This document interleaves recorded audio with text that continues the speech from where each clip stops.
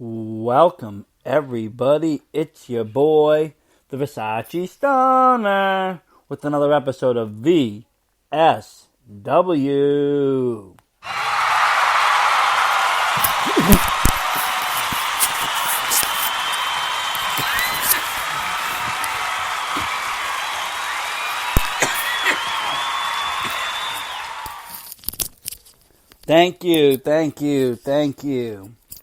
Thank you. Tonight, we are covering Wrestlemania 3. Probably the most biggest Wrestlemania ever. Headline is bigger, better, and better. At the Pontiac Silverdome in Michigan. 1987. This was a spectacle upon spectacles. If you weren't already into wrestling, this got you into it. It had an astounding 93,173 fans. Astronomical amount for wrestling. You had the biggest names, the biggest matches.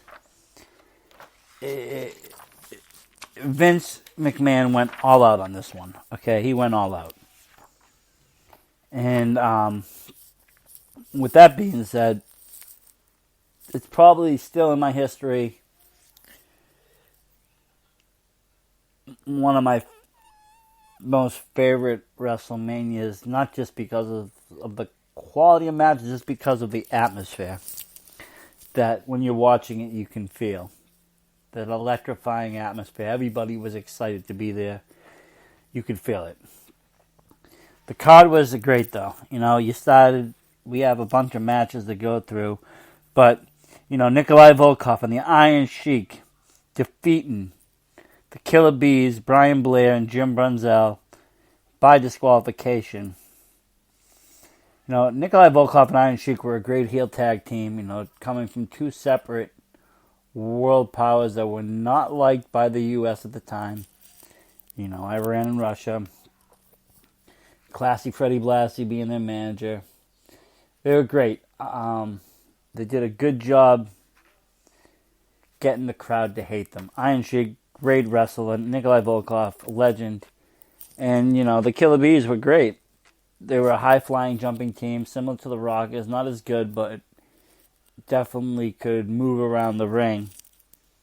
And this, again, was back in the era when tag teams matched. There was so many, you know, different names, different teams, Conquistadors, you know, the Bulldogs, Hart Foundation. Everybody, their teams, their gimmicks matched. They had matching gear. Like I said, a lot of that is not around today. But to move on, you had the Honky Tonk Man with the Colonel, Jimmy Hart, defeating Jake the Snake Roberts, who came down with Alice Cooper. So another big name to enter the wrestling world. Alice Cooper, the Rock legend. And I remember him coming into WrestleMania with Jake the Snake, and it was just like, wow, like another star was brought into the game. You know, he didn't wrestle, but he was there. And these are the names that bring, you know, make WrestleManias memorable. When you see these names and singers and legends and people that sing, you know, our national anthem, you know. Aretha Franklin did the national anthem for this one, and you know, was saying America the Beautiful, whatever she sang. And it was, you know, she was amazing at that. It makes tears coming down to your eyes. You had Bob Uecker coming as a guest ring announcer. You know, these people made this early WrestleManias great. You know, with Gorilla Monsoon, Jesse the Body on the announce team. Those are probably two of my favorites of all time, next to Bobby Heenan and Vince McMahon. But definitely Gorilla and Ventura on there. It's classic commentary. It's really good. You know, you had the Can-Man Connection, Rick Martel and Tom Zank defeating the Magnificent Morocco and Cowboy Bob Orton with Mr. Fuji in this corner.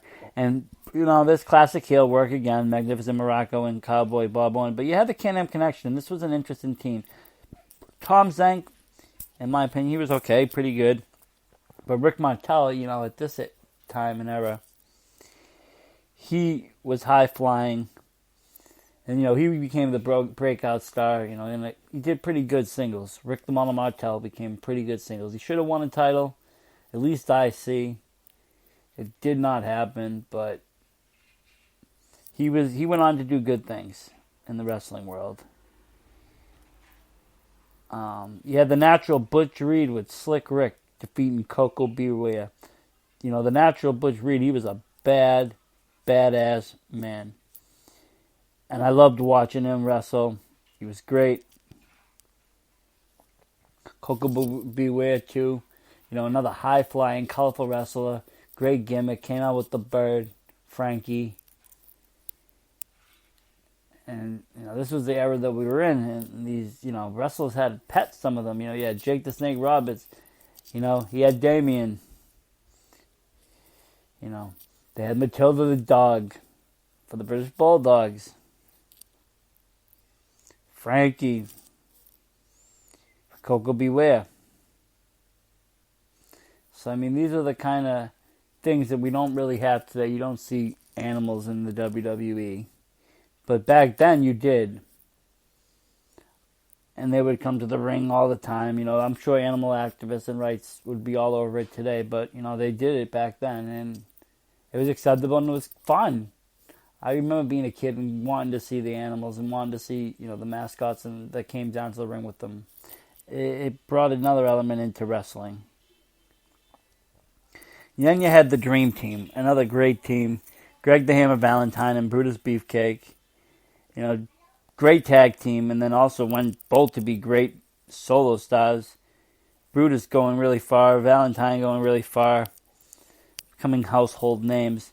They were with luscious Johnny Valiant and Dino de Bravo defeating the Rougeau brothers, Jacques and Raymond. And, the Rougeau brothers was a great tag team, okay? Jacques Rougeau, later becoming the Mountie and going on to wrestle solo. But his time when he was with the Rougeau brothers, I think, was some of his best work. And Raymond, a great athlete, tremendous worker. He really always amazed me in the ring watching him. Solid. That's a solid tag team right there, the Rougeau brothers. And, so isn't the Dream Team, like I said. Hammer and Brutus, they're great. They're legends. They're all legends, and almost everybody in this card is legend. And these were just like some of the little matches that were on this card. Think about that. And those were pretty good matches, And what was very interesting about this event, too, was also that, when they came to the ring, they came in these little rings. It was motorized, and they rode in them all the way down. And it really, they rode all the way down. And it really made the arena seem huge, which it was. It made the wrestlers look larger than life as they were on these huge mini ring platforms riding to the ring. I still have the sight of Andre on it in my head. They actually released a figure this year, or two figures. They released Macho Man Randy Savage and Andre figures that actually come with the little ring. It's a pretty cool little toy. If you're a toy collector like me out there. I've seen them in stores right now. I got mine actually early on Ringside, but then I'm seeing them now in the stores. And it's pretty cool. So back to this card. So then we had the 6-man tag match. Hillbilly Jim, Little Beaver, and the Haiti Kid defeating King Kong Bunny, Little Tokyo, and Lord Littlebrook. This is back in an era now, you gotta remember, when little people wrestled. Okay? They did a lot of comedy with it. It was supposed to be funny. I'm sure today it's very frowned upon. I don't talk about it much in my podcasts. But it is a lost element of wrestling that took place. And it was very popular. Little people wrestling. Okay, these guys were actually really good. Little Beaver, Haiti Kid, definitely legends. Little Tokyo, Lord Littlebrook, more legends. They were good. They wrestled. They know how to wrestle. They were great in the ring. And seeing them put up against these big giants like Hillbilly Jim and Kid Kong Bundy, it was devastating. What would happen if Bundy was to squash one of these little guys, I believe in this match, the tags had to be made, that the little people had to fight the little people, but it ended up somebody cheating. And usually that's the case. That's the other thing I wanted to talk about with the wrestling back then. A lot of cheating took place. The heels cheated. They cheated to win. They would put their legs on the rope. They used weapons, a lot of weapons to win. They would pull things out of their tights to win a match. Okay. They would do all these things that now you don't really see much. Heels are heels, yes, but not to get the win.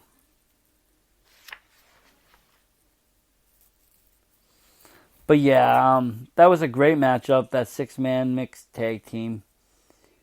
Like I said, tremendous athletes going at it. Next up is one of my favorite wrestling matches to ever take place.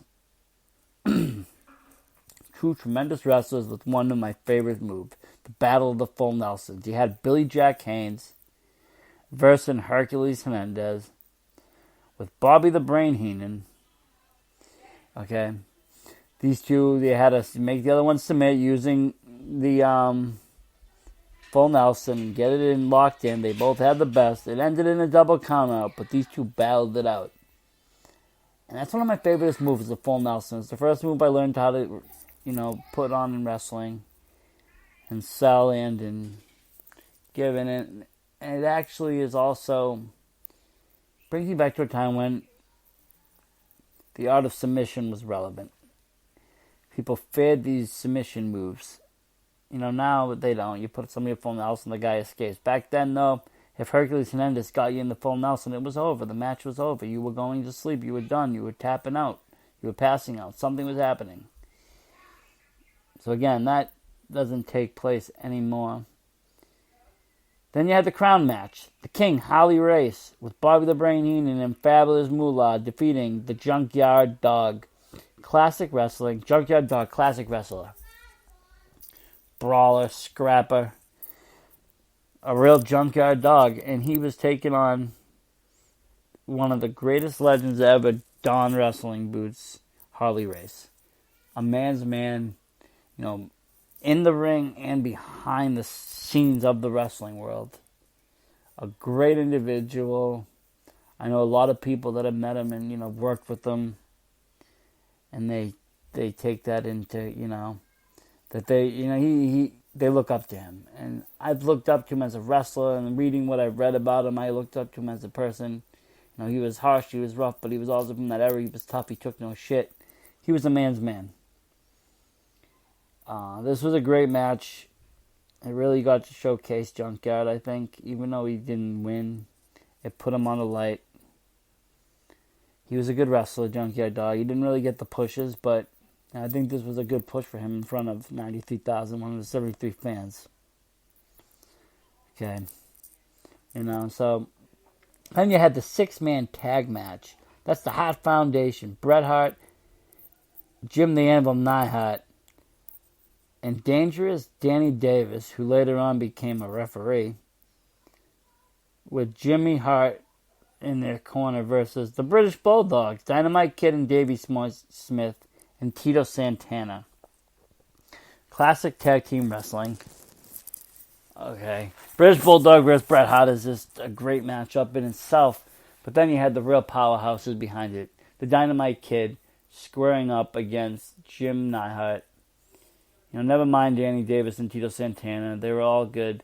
But the real beef of this match was the Bulldogs versus the Hart Foundation.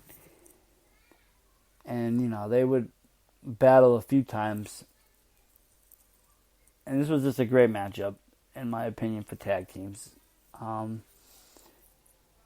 Tag team wrestling in WWE has declined over the years significantly in both popularity, I believe, and in just quality. Quality of teams, quality of wrestlers for the teams, quality of gimmicks. It's not what it used to be.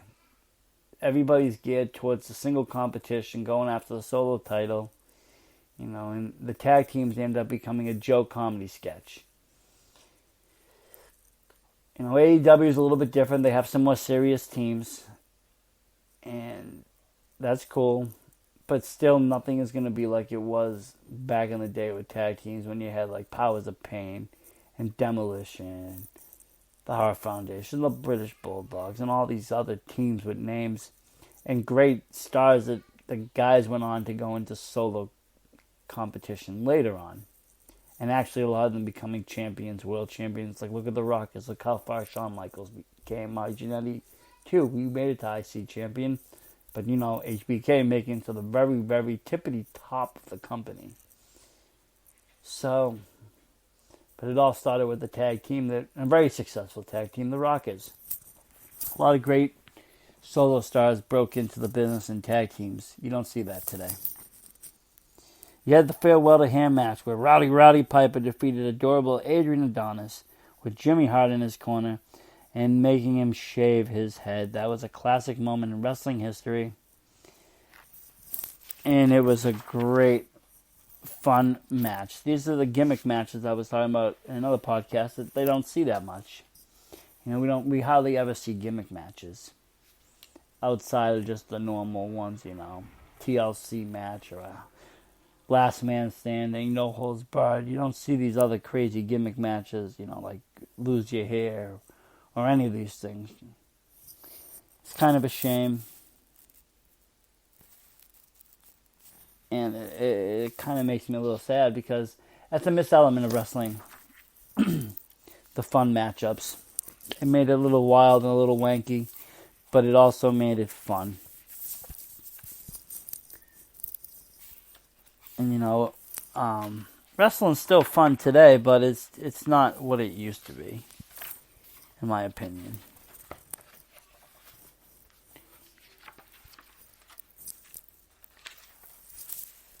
And with that one, let's see here now. Then you had probably one of the greatest matches, if you ask fans, to ever take place in WrestleMania history. And this was the Intercontinental Championship title match.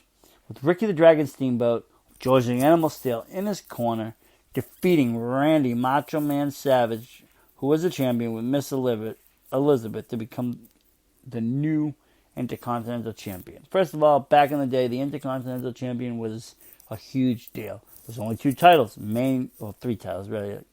The tag, the world, and then the Intercontinental. If you won the Intercontinental, that means you were ready to maybe one day go on to become a world champion.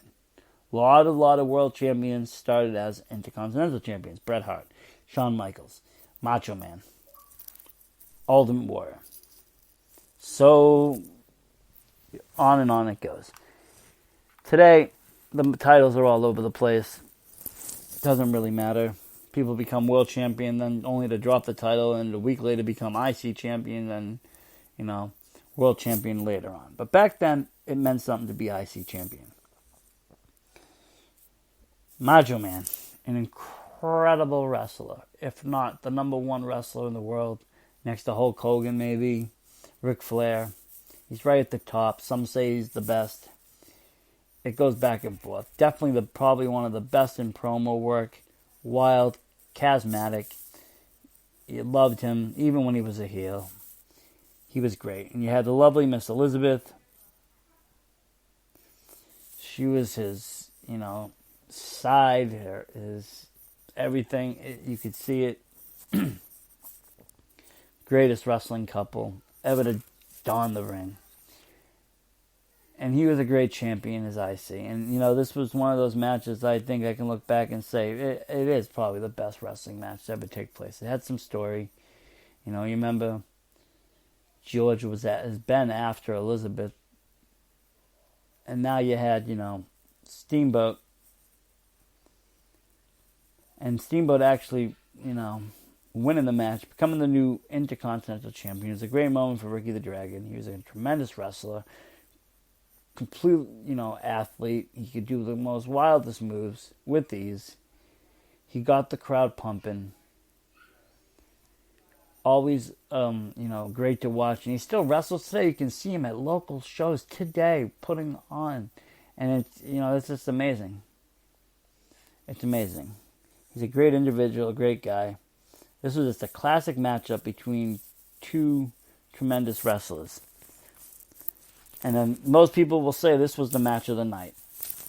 I mean, although the main event was probably the draw, what drew people in, this,